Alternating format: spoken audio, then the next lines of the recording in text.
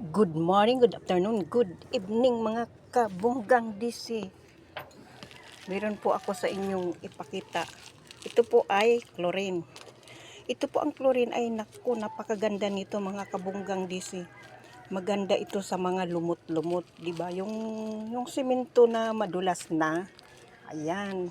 Yung halimbawa sa CR, kung madulas na siya. Ayun. Maganda ito mga kabunggang DC. Pabulong na lang, pabulong. Napakaganda nito mga kabunggang DC.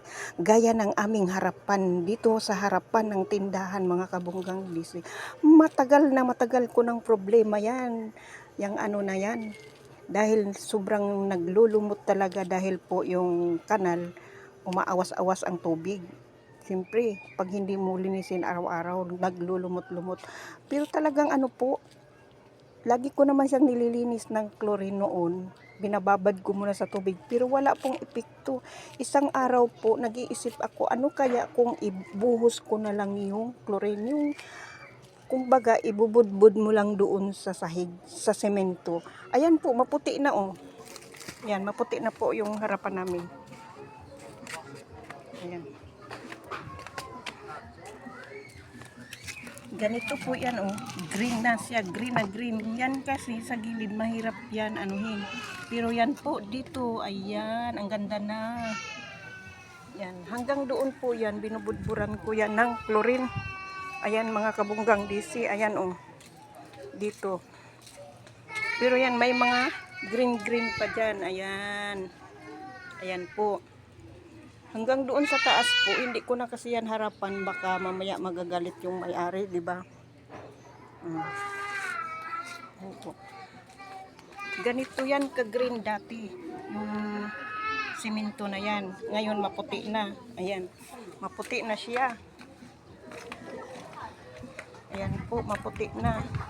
Maputi na oh. Pati yung gilid nito oh. Ayan po. Problema ko na lang ngayon ito sa may hagda namin. Puting-puti na yan mga kabunggang DC. Kung gusto nyo mga kabunggang DC, mayroon ako dito sa tindahan ko. Sa DC Store. Ayan. Kung mayroon namang malapit sa inyo ng mga tindahan dyan, kung saan sulok ng mundo. Kung saan sulok ng mundo. Bumili po kayo ng chlorine, ibubudbud nyo lang po yan. Alam nyo po yung ano lang po nyo, sprinkle ganyan. Sprinkle, ganun. Ganun po. Talaga pong gaganda po yung ano natin, yung, ayan o, puting-puti na po. Dati yan, green. Hindi ko po naisip yun na, ano, i-video noon. Parang, ano pa ng lakas ng loob kung talaga bang gaano siya ganda yung chlorine na ito. Ayan mga kabunggang DC. Ayan po. Katunayan po, inaalok ko talaga ito doon sa aking mga customer. Yung may bumili na po na dalawa. Pinatunayan ko sa kanila na maganda talaga ang chlorine. I-sprinkle mo lang siyang ganun. Doon sa mga lumot. Huwag mong ibabad sa tubig. Huwag mong brasan.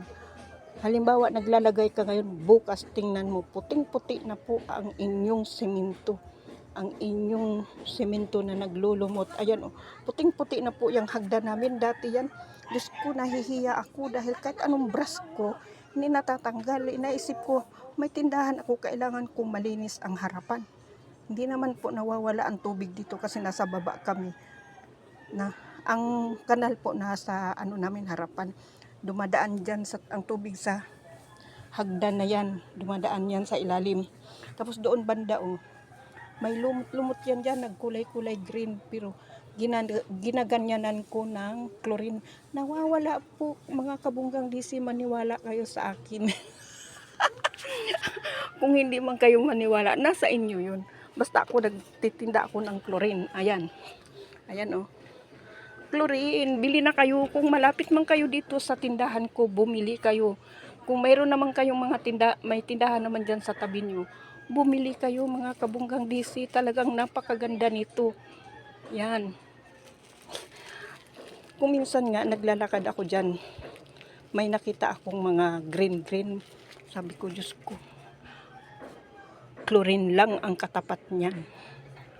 Kasi napakaganda. Napakaganda ng chlorine sa mga lumot-lumot. Kasi minsan na kasi akong nadulas, mga kabunggang DC. Galit na galit ako doon sa ano na yun, sa sobrang dulas. Ayun, napaisip ako. Pero noon, binababad ko lang siya sa tubig. Hindi naman natatanggal yung ano na yun. Pero isang araw naisip ko talaga na i-sprinkle ko na lang kaya. Sprinkle. Sprinkle ba? Ano bang pangalan noon sa Tagalog? Ginaganong-ganon mo lang yung chlorine doon sa mga lumot-lumot. Yun. Ang problema ko na lang ngayon yung gilid niya pagbaba mo ng hagdan. Marami yung lumot. Hindi ko maano. Kaya ang ginawa ko, kinukudkud ka na lang sa kutsilyo. Ayun. Kasi po, may tindahan ako Dati talaga, ang dulas dyan, marami nang nadudulas doon sa kabilang side ng tindahan ko. Kaya sinarado yun, dito na ako sa kabilang side nagtitinda. Thank you for watching mga kabunggang DC. Thank you for watching. At mag-comment din kayo kung totoo ba, kung magawa nyo yan.